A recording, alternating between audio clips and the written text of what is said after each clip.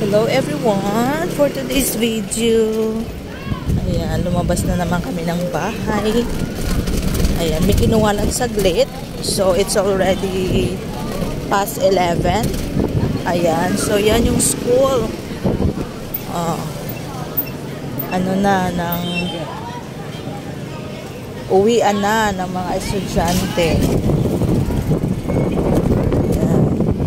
Ewan ko kung yung anak ko nakauwi na. Ayan, medyo masikip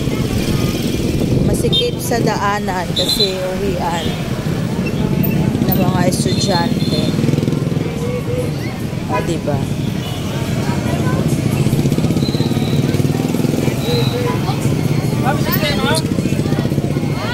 Ang ganda ngayon kasi unang araw ng pasukan, walang ulan. Hindi nabasa ang ating estudyante.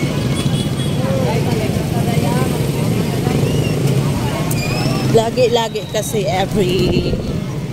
magpunta pa pala tayo sa Hyper.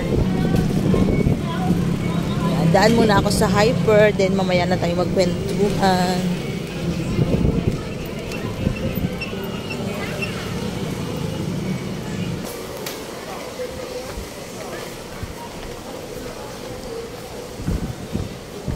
So, diretso lang ako ng DIY. Ayan.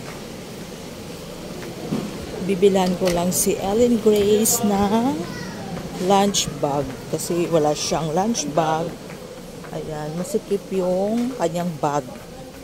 Gusto niya kasi maliit na bag. So, hindi kasya yung baunan niya ng kanin para sa kanyang lunch. So, bili ako dito. Kasi kanina, first day of school, naka-plastic lang yung ano niya. Naka-plastic lang yung baunan niya. Kawawa naman yung anak ko. Ayan. So, dito tayo sa mga bag. Ito.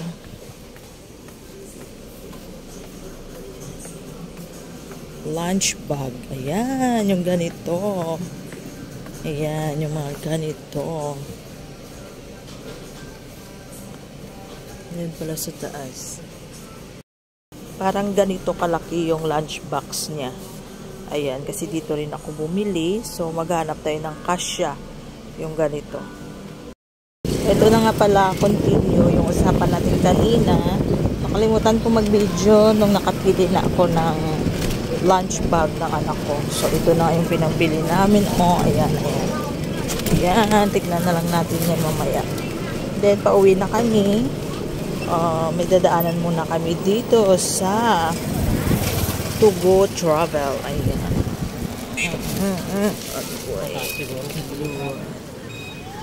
So, usap na naman tayo ulit mamaya.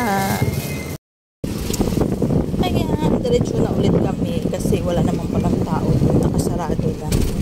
Siguro nag-lunch na sila. Ayan, so yung ulam na bibili natin.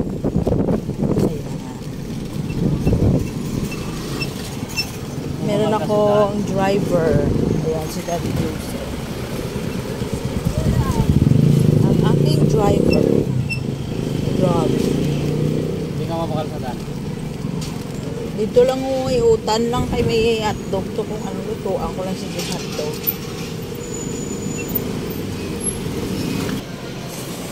Ayan, super traffic kaya parang natatakot ako tumawid. Ayan na. Tawid na tayo. So, daan mo data. Pili. Ang pili. Ito, tampo. Nandilang pa. Ay, nalaswa mo ito. Yun lang ka. Ano niya? Sabang ng paglakot. May ano makotong. Ano ba pala? Uy, talong. Ano?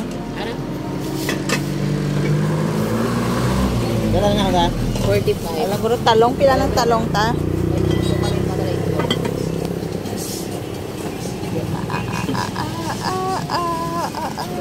Talong lang ha. Ginautan man.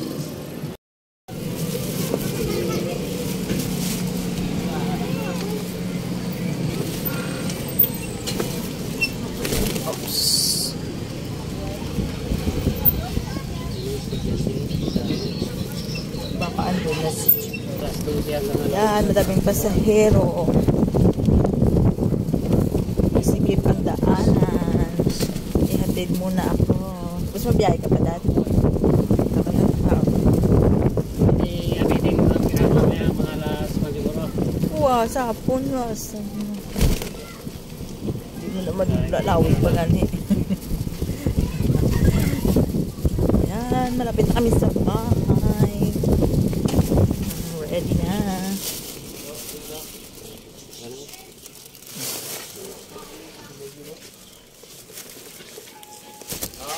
Okay, bye. Bye. Magbiyahe pa daw siya kasi daming pasahero ngayon. Kasi uwian ng mga estudyante. Ayan. So, thank you for watching. Bye-bye. God bless. Ingat.